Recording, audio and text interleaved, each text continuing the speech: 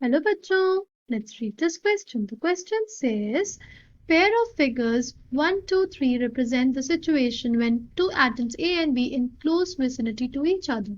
ठीक है, पहले में दिया हुआ है symmetrical distribution of electronic charge cloud, फिर दिया हुआ है हमें atom A with instantaneous dipole, more electron density right side, और एक atom B जिसमें induce हुआ है dipole, फिर दिया हुआ है हमें atom A with instantaneous dipole, more electron density on the left side, और फिर दिया है atom B with induced dipole. अब हमसे पूछा है which type of interaction is present between atom A and atom B as shown in the above pair of figures. Option A, London forces, van der Waals forces. Option C, dipole-dipole forces. Option D, dipole-induced dipole forces.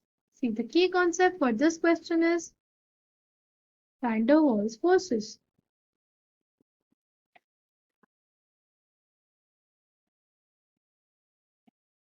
ठीक है, van der Waals forces क्या होता है हमारे पास? Van der Waals forces are basically attractive intermolecular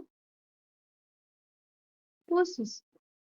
ऐसे intermolecular forces जिसमें हम सिर्फ अट्रैक्शन की बात करते हैं, उनको हम लोग क्या बोलते हैं? उनको बोलते हैं वैन डर वाल्स फोर्सेस. ठीक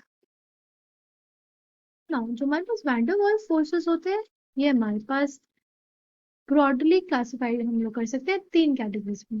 पहला होता है हमारे लंदन या डिस्पर्जन फोर्सेस. ठीक है, दूसरा हमारे पास होता है डाइपोल डाइपोल इंटरैक्शन. तीसरा होता है हमारे पास डाइपोल इंड्यूस्ड डाइपोल. ठीक है, जब हमारा लंदन फोर्सेस के बारे में हम लोग देखते हैं, लंदन फोर्सेस वहां लगते हैं जब जिन मॉलिक्यूल के पास परमानेंट डाइपोल मोमेंट नहीं होता है. ठीक है, नॉन पोलर मॉलिक्यूल्स के लिए लगते हैं. ठीक है, और इनमें जो जो एटम्स होते हैं या नॉन पोलर मॉलिक्यूल्स होते हैं, इनमें सिमेट्रिकल चार्ज डेंसिटी रहती है. ठीक है, बट कभी इसे एक मोमेंट के लिए, मोमेंटरली, बहुत शॉर्ट लिव टाइम के लिए, सपोज इसके में एक अनसिमेट्रिकल डिस्ट्रीब्यूशन हो गया, तो इसके अनसिमेट्रिकल डिस्ट्रीब्यूशन की वजह से दूसरे वाले में भी अनसिमेट्रिकल डिस्ट्रीब्यूशन इंट्रोड्यूस हो जाएगा. ठीक है, इसी को हम लोग बोलते हैं डिस्पर्जन फोर्सेस. यहाँ पे अट्रैक्शन डेवलप हो जाता है, इसी को हम बोलते हैं डिस्पर्जन फोर्सेस. ये कभी एसेंट पे चला गया, कभी ये नेगेटिव आ जाएगा, तो यहाँ पे पॉजिटिव आ जाएगा. तो ये हमारे अट्रैक्टिव फोर्सेस हो गए. दूसरा आता है हमारे पास डाइपोल डाइपोल. डाइपोल डाइपोल वहां पे होता है जहाँ पे परमानेंट डाइपोल होता है, तो उसके पार्टिकल्स हैं उसके पास.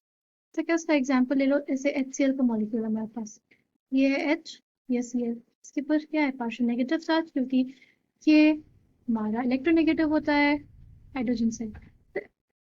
ये है दूसरा HCl के मॉलिक्यूल, यहाँ पे इसके ऊपर पॉजिटिव पार्शियल पॉजिटिव और इसके ऊपर पार्शियल नेगेटिव. यहाँ पे जो अट्रैक्टिव फोर्सेस डेवलप हुए इन दोनों के बीच में, परमानेंट डाइपोल वालों के बीच में, उनको हम बोलते हैं डाइपोल डाइपोल इंटरैक्शन. लास्ट होता है हमारे पास डाइपोल इंड्यूस्ड डाइपोल. वो कहाँ पे होता है? वो होता है परमानेंट डाइपोल वाले के बीच में और एक ऐसे के बीच में जो नॉन पोलर होता है. ठीक है, नॉन पोलर मॉलिक्यूल और परमानेंट डाइपोल वाले मॉलिक्यूल के बीच में होता है. इसमें क्या होता है? देखो, इसमें एक हमारे पास जो परमानेंट डाइपोल है, ठीक है, एक हमारा परमानेंट डाइपोल है, इसके प्रेजेंस की वजह से, ठीक है, इसके प्रेजेंस की वजह से एक नॉन पोलर मॉलिक्यूल में कुछ टाइम बाद जो डाइपोल इंड्यूस होने लगता है, उसी को हम लोग बोलते हैं डाइपोल इंड्यूस्ड डाइपोल. पहले ये नॉन पोलर था. ठीक है, ये हमारा नॉन पोलर था, बट कुछ टाइम बाद जब एक परमानेंट डाइपोल के प्रेजेंस में रहा, तो इसके ऊपर भी जो हमारे चार्जेस थे वो डेवलप हो गए. इसको हम लोग बोलते हैं डाइपोल इंड्यूस्ड डाइपोल, क्योंकि एक डाइपोल की वजह से दूसरे के अंदर वो पोलर बिहेवियर आया है। ठीक है, now coming back to the question. Question में क्या बोला है? क्वेश्चन में बोला है कि पहले सिमेट्रिकल डिस्ट्रीब्यूशन है, फिर उसके बाद इंस्टेंटेनियस डायपोल डेवलप हुआ है। ठीक है, और उसकी वजह से इंड्यूस डायपोल हुआ है। तो the correct answer for this question will be London forces, क्योंकि लंदन फोर्सेस में ही हमारा लगता है नॉन पोलर मॉलिक्यूल्स के बीच में। यहाँ एटम ए और एटम बी में दोनों दिया है कि symmetrical distribution of electronic charge cloud है।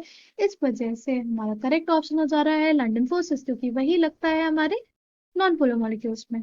I hope you understood it well. Thank you and all the best.